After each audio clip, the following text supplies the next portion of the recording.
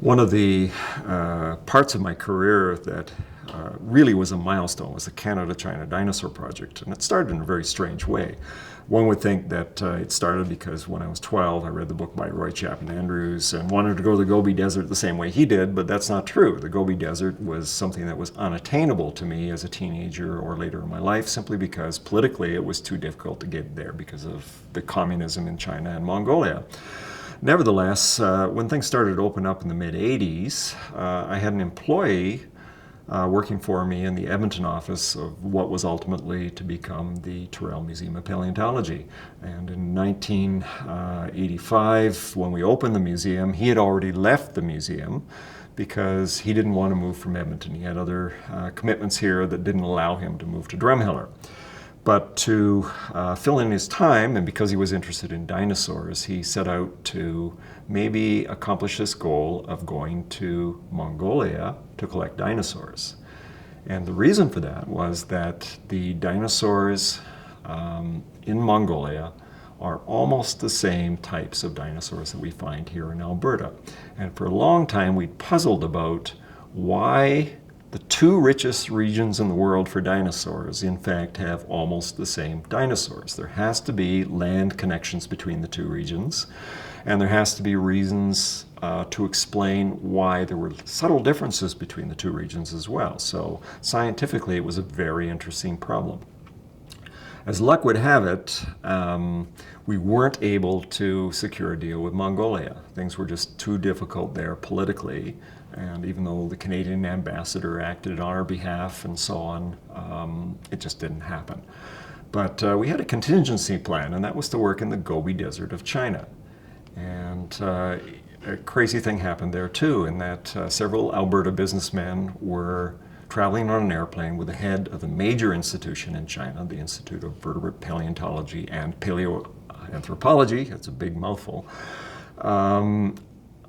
Shortly after we decided that we would switch our efforts to China from Mongolia, and a week later we actually had an agreement with the Chinese to do work in China.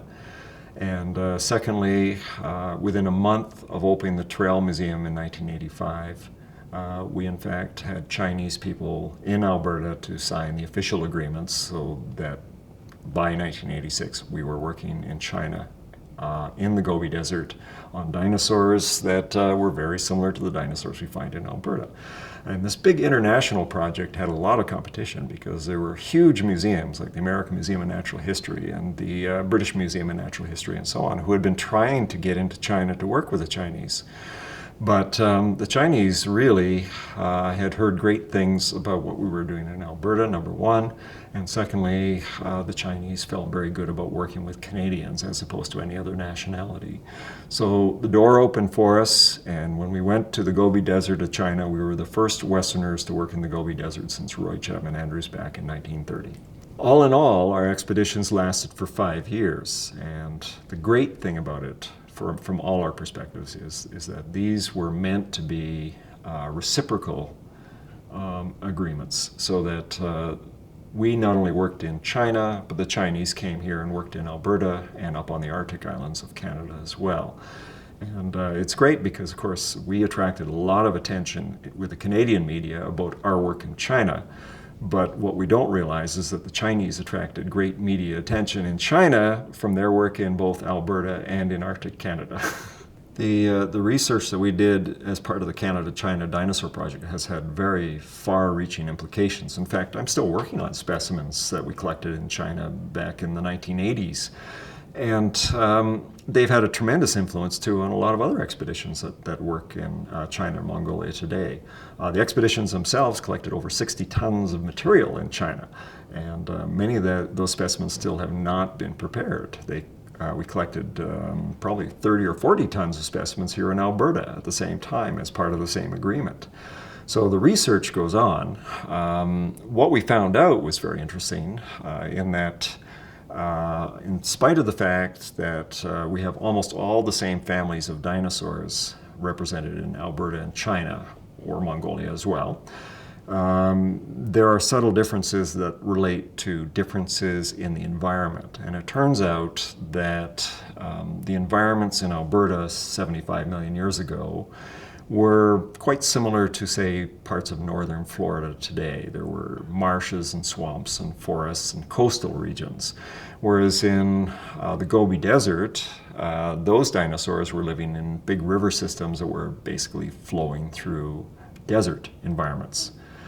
And the net result is that the dinosaurs in China tend to be small dinosaurs that are well preserved. Their large dinosaurs are not as well preserved, whereas it's the opposite here in Alberta. So we've learned, for example, that by studying the complete dinosaur skeletons that are small from China and Mongolia, that we can identify isolated bones in Alberta that represent the same dinosaurs in this part of the world. We wouldn't have been able to do that unless we'd been able to cooperate with both China and Mongolia in terms of knowing what their material looks like. And it's very similar for them. They have to come here and look at our material so that they can understand their less well-preserved large specimens.